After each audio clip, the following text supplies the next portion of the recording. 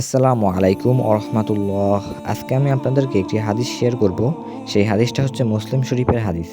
আল্লাহর রাসূল সাল্লাল্লাহু আলাইহি সাল্লাম বলেছেন, আমি আমার উম্মতের মধ্যে ওই সকল লোকদের সম্পর্কে জানি যারা কিয়ামতের ময়দানে উঁচু উঁচু পাহাড় পরিমাণ আমল নিয়ে আসবে, নেকি নিয়ে আসবে, সওয়াব নিয়ে আসবে, আমলনামা ভরপুর সওয়াব নিয়ে আসবে। কিন্তু আল্লাহ তাআলা হাশরের ময়দানে তাদের সমস্ত নেকিসমূহ নষ্ট করে দিবেন। তখন সাহাবারা সবাই আতঙ্কিত হয়ে গেল, ভয় পেয়ে গেল যে আমরাও কি তাদের অন্তর্ভুক্ত হব নাকি। তখন আল্লাহর রাসূল সাল্লাল্লাহু আলাইহি সাল্লাম বলবে, তারা তোমাদের মতোই মানুষ হবে, তারা তোমাদের মতোই আমল করবে এবং তারা তোমাদের মতোই মানুষের সাথে সম্পর্ক করবে। কিন্তু যখন তারা একাকী হবে তখন তারা বিভিন্ন হারাম কাজে লিপ্ত হয়ে যাবে। এই হাদিসটা মুসলিম শরীফের হাদিস। আল্লাহর রাসূলের জমানায় সাহাবীরা এই ধরনের কোনো খারাপ কাজে লিপ্তই হতো না। তখন তো সাহাবীরা প্রকাশ্যেও আমল করতো এবং গোপনেও আমল করতো। তো এই হাদিসটা বর্তমান সময়ের জন্য, আপনার জন্য, আমার জন্য, আমাদের সবার জন্য। যাদের কাছে স্মার্টফোন আছে, যাদের কাছে ইন্টারনেট আছে, যাদের কাছে ল্যাপটপ আছে, আর বর্তমান সময়ে প্রত্যেকের হাতেই পুরো দুনিয়া, আমরা সবাই গোপনে নির্জনে বসে একাকী থেকে যে কোনো গুনাহ করা থেকে বিরত থাকব। পাশাপাশি অন্য সব ধরনের গুনাহ থেকে নিজেকে হেফাজত রাখব।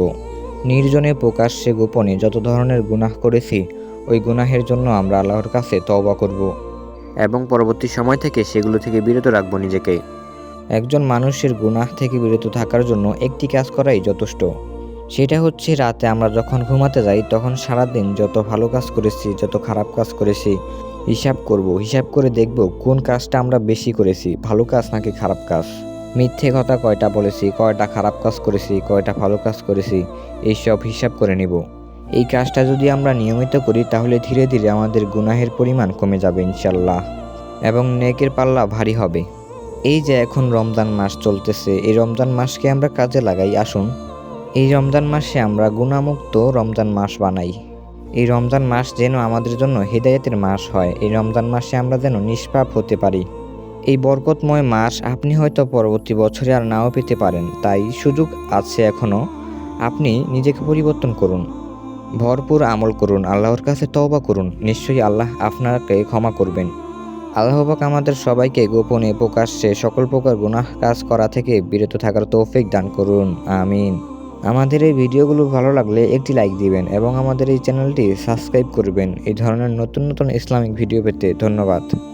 আপনার কোনো নির্দিষ্ট বিষয়ে প্রশ্ন থাকলে কমেন্ট করে জানান, ইনশাআল্লাহ কমেন্টের রিপ্লাই দিব।